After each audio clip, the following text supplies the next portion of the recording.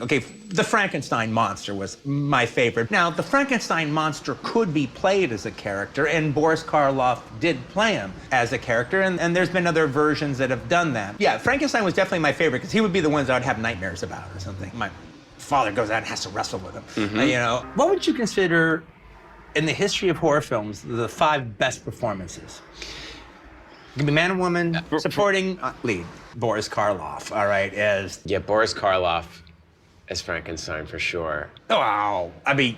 Yes, okay, fine. Well, I don't know. You don't gotta do anything, all right?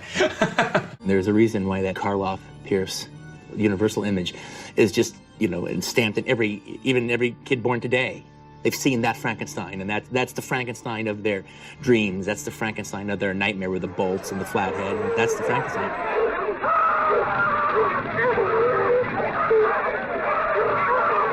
Well, Bride of Frankenstein is one we haven't discussed. I mean, the Elsa Lancaster hair, it's still iconic to this day. Yeah. That was one where I remember as a kid, you think, where are they going to take the story? And the Bride of becomes a thing because of that movie. No, the Bride of Frankenstein, no, that's one of the great sequels of all time. It's one of the great movies of all time.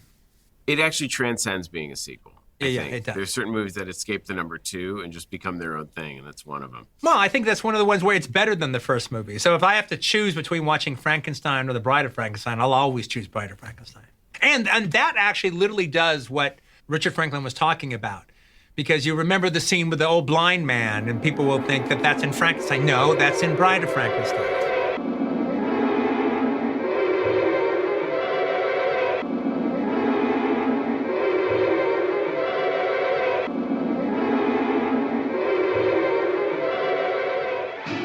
Well, actually, my favorite movie of 1939 is The Man in the Iron Mask.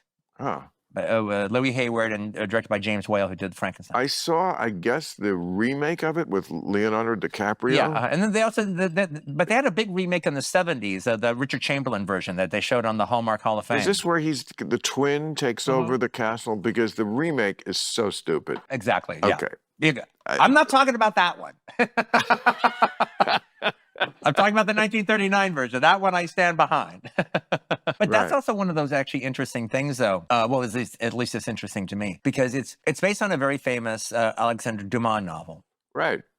Okay, so Three Musketeers. Yeah. It's the same author, right? Same author, and same era. And well, it's also a sequel to that. D'Artagnan and the Three Musketeers are characters in it. No, but they're characters in the book. Right. It's part of it. Gabriel Byrne, I think, plays. Again, you keep referencing the. I don't know, but anyway, the thing is, though, it's a pretty famous story.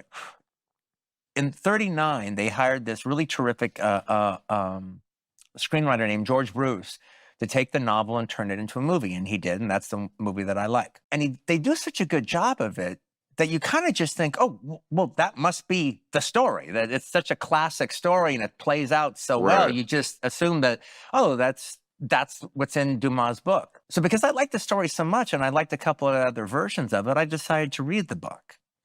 The book's fucking terrible. And I want to get back to the Man with the Iron Mask thing. But really, when you think about it... But let me finish my thought on the Man with the Iron Mask. The thing that was cool about that, though, as I'm reading it, like, oh my God, I realized that this screenwriter, George Bruce, kind of invented the story that we all know and just grafted it onto his screenplay. So they all keep remaking the same of the first movie.